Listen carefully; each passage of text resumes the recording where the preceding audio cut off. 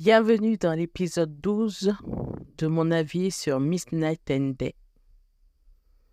Je ne sais pas si vous le remarquez au son de ma voix, mais cet épisode m'a laissé sur ma faim.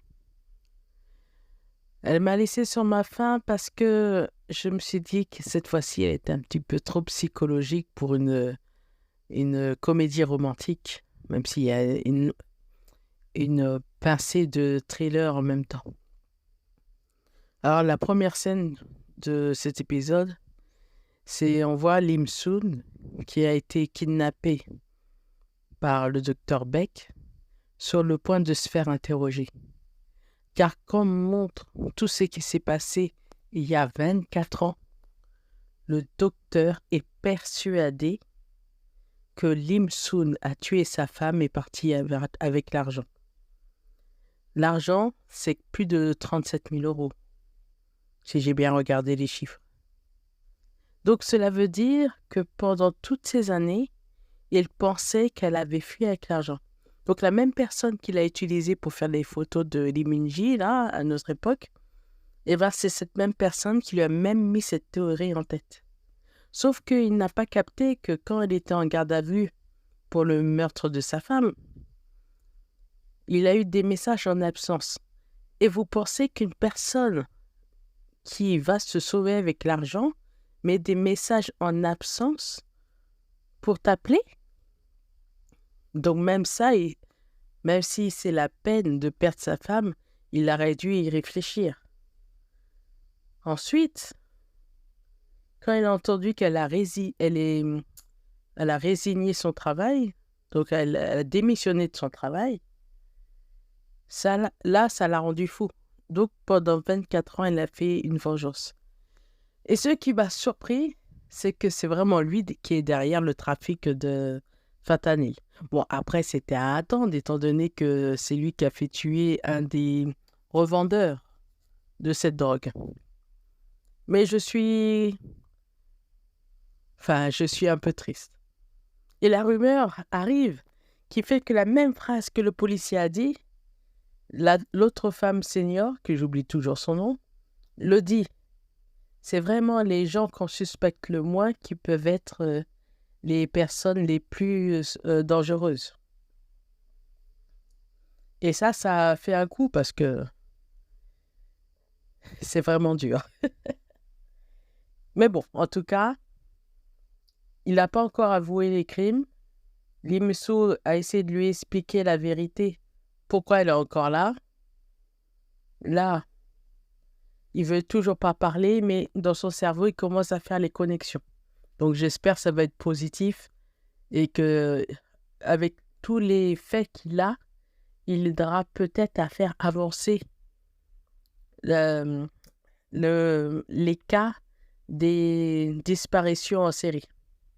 Ce serait bien pour le déroulement du film, enfin de la série. Mais il n'y a pas que du négatif, il y a du positif. Je pourrais même dire quand on aime quelqu'un, ça fait du mal de la perdre.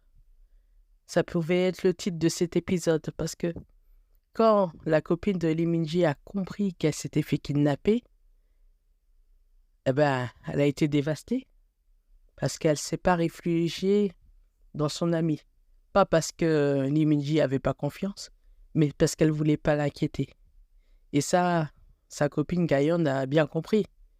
Donc après qu'elle ait passé sa crise, elles réfléchissent toutes les deux aux solutions possibles pour pouvoir non seulement trouver le coupable, mais faire en sorte que Lee Min-ji revienne à son état normal.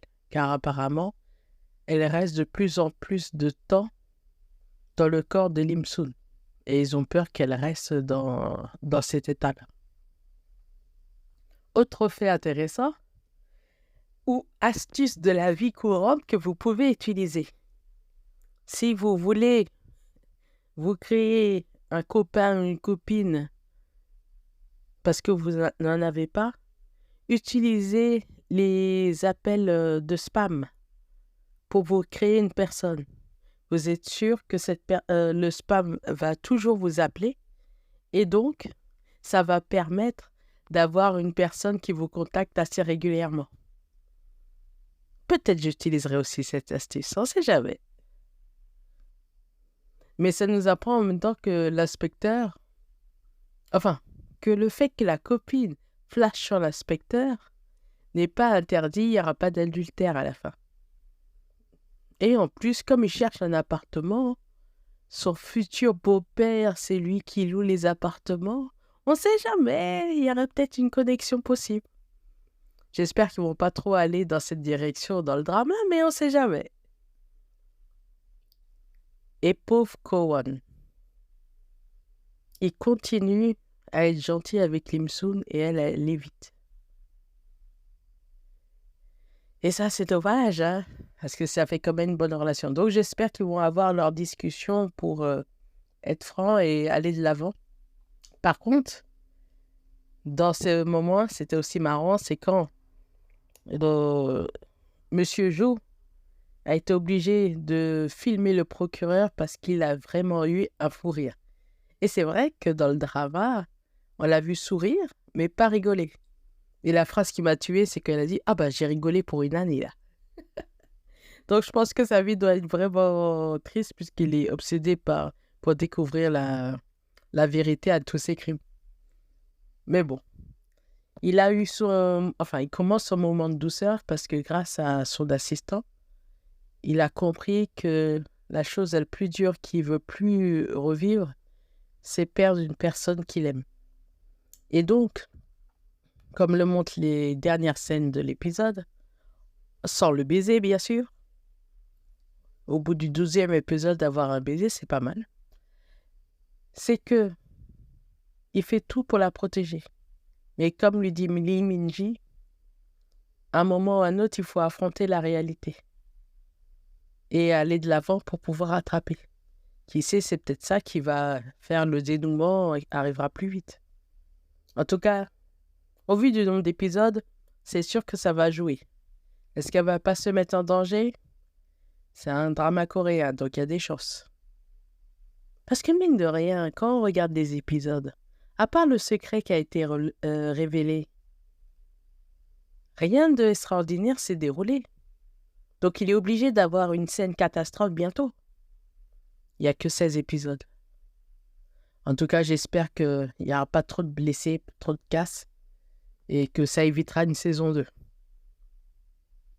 Ou au moins, il y aura une saison 2 avec un autre crime derrière. Mais bon, voilà. Voilà mon point de vue sur cet épisode. J'attends pour voir comment va se dérouler la suite, mais la confrontation. Est-ce qu'il va y avoir confrontation avec le docteur Beck en sachant qu'elle est un témoin clé, ou simplement lui à réfléchir dans sa cellule va comprendre qu'il y a quelque chose et il va essayer de lui parler.